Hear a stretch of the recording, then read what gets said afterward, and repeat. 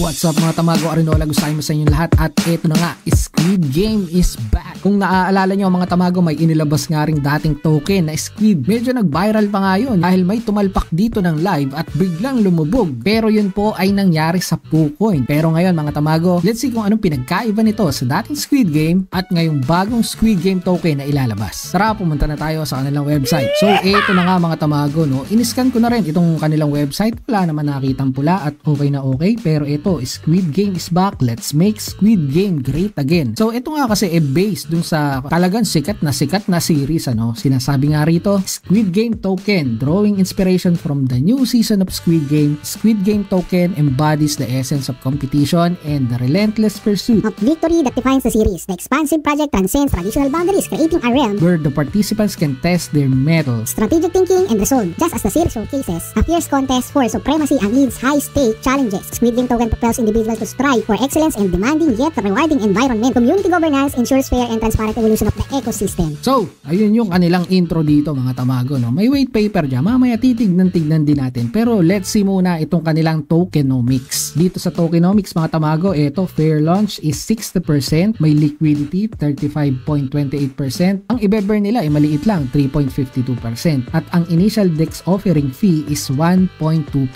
Ang buy and sell transaction fees naman mga tamago, naandito lang po sa 1%. Wala ring token yung kanilang team. Sinasabi dito na renounce ownership. Renouncing ownership completely revokes all token contract control. Wala silang control sa tokens mga tamago. Hahayaan lang nilang mag-run yung smart contract, making the Squid Game token completely decentralized for the people. So kung bumaba man yan mga tamago, siguradong yung mga tao na ang nagpababa, syempre mga nakabili sa una, talagang magtitipit yan. Sinasabi dito na lock liquidity, 100% of initial liquidity has been locked. Kumbaga, hindi pwedeng i-withdraw yun ng mga developers, ano? Nakalock nga KYC certification is important asset for both the investors and the organization that runs a pink sale pre-sale. So sa pink sale po kasi magaganap ito mga tamago, no? Yung kanilang pagbebenta ng token. So tignan nga natin. Ito mga tamago, pre-sale starts in 18 hours na lang pala, magsisimula na. Ilalagay ko yung link mga tamago ha dyan sa description box kasi baka magkamali kayo, baka interesado kayo sa ganito. Well, ito po, initial introduction lang ha. Pag mga ganitong pre-sale, kailangan nyo po ng do your own research at saka syempre, talpak at your own risk. Hindi naman to financial advice at hindi naman lahat lumilipad. Pero let's see, tignan natin kasi ito nga may bagong movie no dito sa Netflix, ito Squid Game. Kumbaga, parang ito yung inspiration at ina-associate nila yung palabas na Squid Game series dito sa Netflix. So nakalagay din dito, Squid Game is back. The most popular TV serial is here to start a new hype wave in real reality show with the biggest $4.56 million prize. Ayan, best and hype meme token based on most popular show. So meme token po ito mga tamago ha. Alam naman natin kapag meme token, syempre hindi tayo sure dyan kung talagang maraming tatangkilik, syempre tataas to. Pero pagka kaunahan kayo ng TP, yun lang. But anyway, sinasabi nila rito na ito low taxes nga kasi 1% lang yung buy and sell. Worldwide hype, lock liquidity, renounce contract, fast grow, aggressive marketing, top callers and KOLs. Naalala ko kasi dati talaga mga tamago, yung dating Squid Game token talagang nag 100x nga naman. Yun nga lang syempre biglang nawala rin. During that time sa PooCoin ko yung nakikita hindi dito sa pink sale mga tamago Hindi ko lang alam ha kung saan nilaunch yun kasi hindi tayo tumalpak doon. Pero this time baka maglagay ako kahit mga $10 baka pwede na. Hindi po akong gagayahin at kayong bahala dyan kung anong tingin nyo dito. Wala naman ako makukuha dyan guys, tumalpak kahit hindi no, unless babalatuban nyo kapag pumaldo kayo. Aso masisisi tayo kapag bumagsak Do your own research pa rin, not a financial advice of course. So dito sa pink sale mga tamago, may nakalagay dito sa taas, SAFU, audited sila, KYC and docs. So ito mga tamago, tignan nga natin, Squid Game KYC verification. This KYC page verifies that project has successfully completed the verification process. Pink sale po ang nag-verify dito. Pinaka-project na to. Ito ay na-issue noong November 21, 2023. People verified, isa, siguro yung CEO lang. Project website, naka-declare naman dito, squidgame.1. So parehas naman po ng naan dito sa ating website na tinignan. So syempre may disclaimer dyan, a project receiving the KYC badge does not mean in any way that we approve or recommend that project. Even if we host an AMA with them, please always do your before investing, remembering that Pink Sale is a decentralized platform. So launcher lang kasi talaga ng token to mga tamago no? So nasa sa inyo pa rin yan talaga kung kayo ay bibili nito at hindi rin talaga tayo sure dito, pero eto meron silang audit report no? Tignan na rin natin saglit. Ito naman, Solid Proof. Ito mga tamago, yung nag-check ng kanilang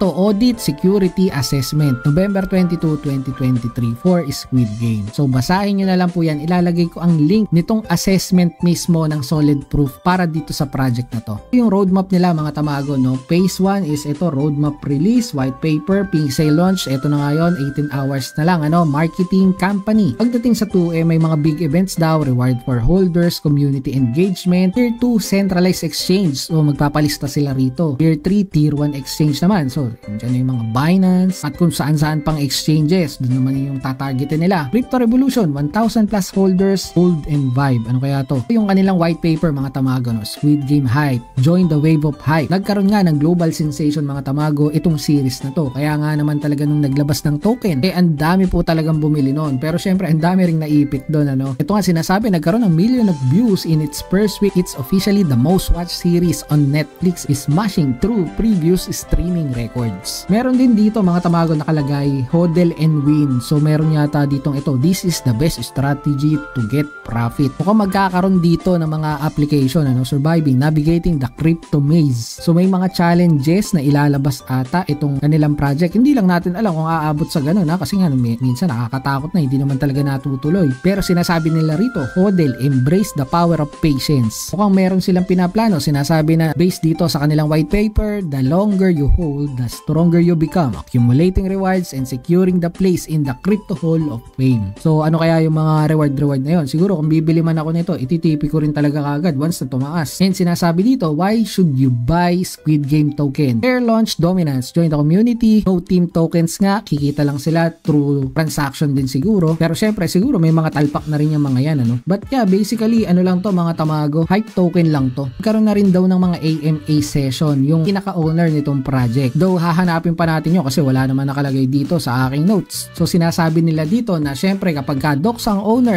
importante yun for transparency. Yun nga, asa na yung AMA nyo? So syempre mga tamago, kapag ka ganitong mga meme coin tokens, alam nyo naman yung PIP tokens, wala naman yung ginagawa, walang pakinabang doon, pero kita nyo lumipad at ngayon tinetrade na siya dun sa mga iba't ibang centralized exchange. So possible, baka maging ganun din to, pero syempre posible rin naman na mawala. Lagi po natin pinapaalalahanan niya, huwag kayong masasawa at maraming nanonood din at syempre baka meron tayong mga bagong salta pa lang sa crypto hindi po naiintindihan kagad ang pagtitrade sa mga meme coin tokens. May mga risk na nakapaloob, ano? Pero dito as a meme coin token, ang strategy nila is magkaroon ng matinding marketing push including collaboration with tier 1 influencers and vloggers mga tamago. So baka tier 1 na rin tayo yan, level. Basically ang goal talaga nitong pinaka token yun nga, mag-moon, ano? Lalo na pagka sa parating na bull run. Syempre kapag may pondo na yun sila, mas madali nang kumilos kung anong project man ang gusto nilang ginaisin. Yun nga lang, mabilis na rin tumakbo. Hindi, wala kang mahahabol dito. So una-unahan lang din talaga sa pagtitrade at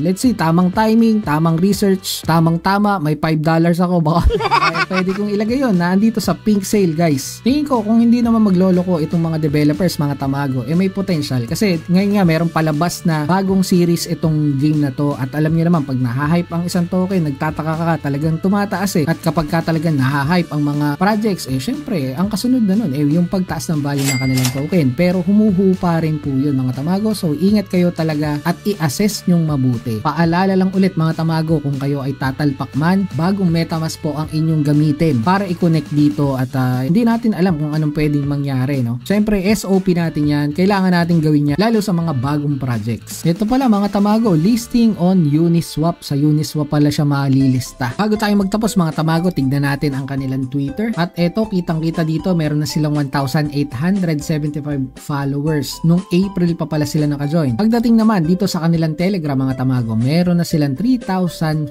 subscribers. So mga tamago, mag-join kayo dyan sa kanilang Telegram para ma-update kayo, no, regarding sa mga information kung medyo trip nyo itong token na to. At syempre mga tamago, mag-comment kayo dyan sa baba dahil magra-raffle na naman tayo ng matindi-tinding duck race natin. Eligible na agad kayo ng isang entry para sa lahat ng magko-comment regarding dito sa project na to. At kaya lagi na sinasabi natin, ingat kayo. Tamago, out.